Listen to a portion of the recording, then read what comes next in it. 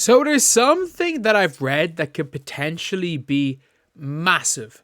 And I mean absolutely massive for the Indiana Fever.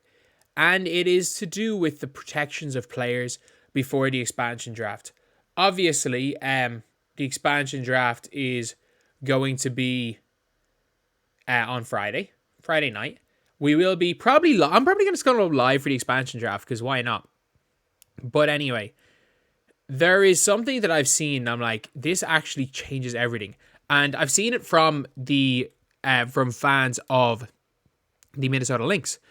I've seen a couple of Lynx fans talk about it, and it's about the coring player rule, and apparently they are changing it up so that if you are coring a player, you can let the league know you are coring them before the expansion draft, and you do not have to protect a cored player.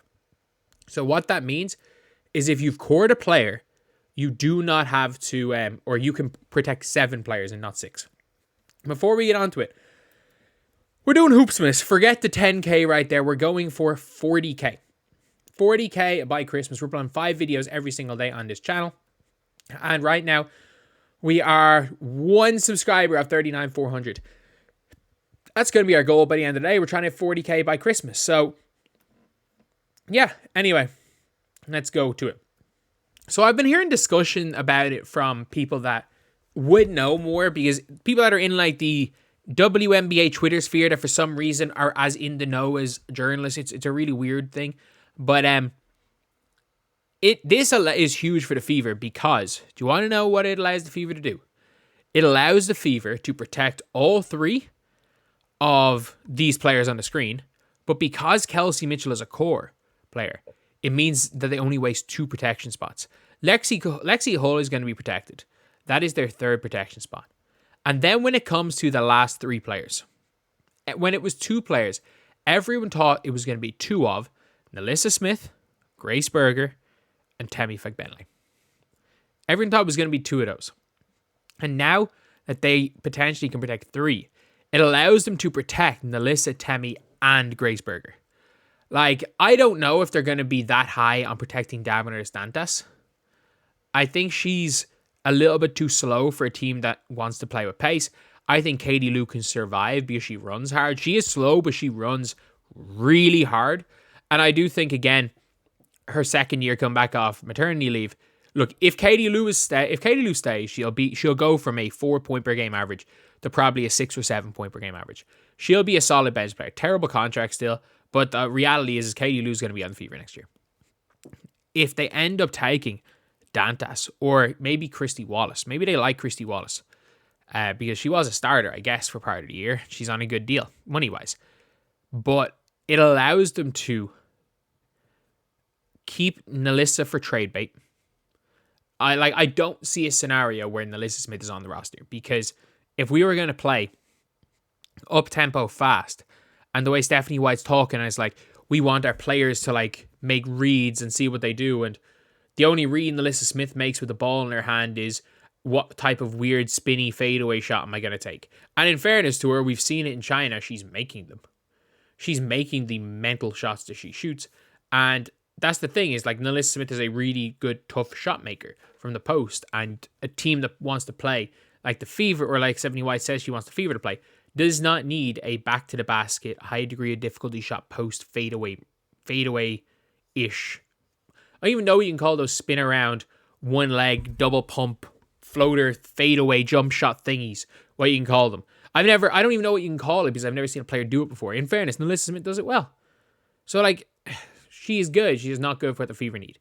So she is trade bait. Like, I don't think there's a trade to be made without Nalissa Smith being in the trade, because there are teams out there that will bet on her potential. Like, she is not a negative trade asset to one of these rebuilding teams.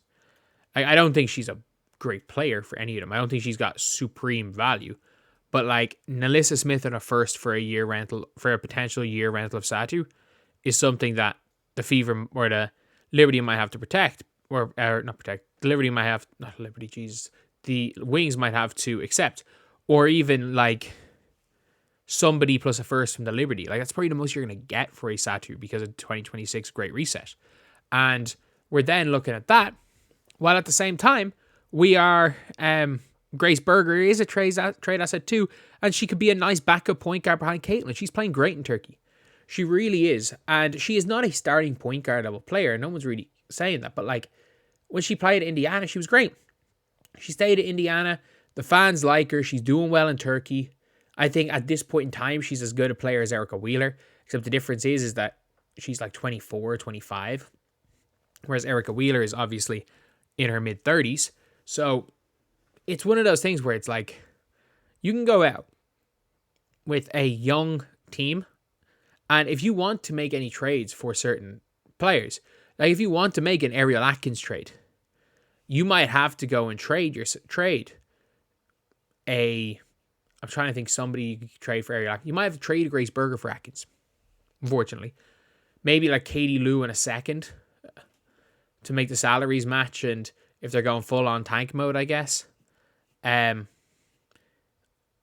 Katie Lou, if Dandas is still there, I don't even know what they would do for an Ariel Atkins.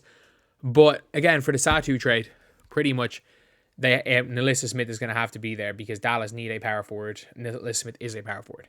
So yeah, it's gonna be a really interesting one to see what happens in this expansion draft on Friday. I'm really interested in who they're going to take, and I think this is really important as well for the Lynx.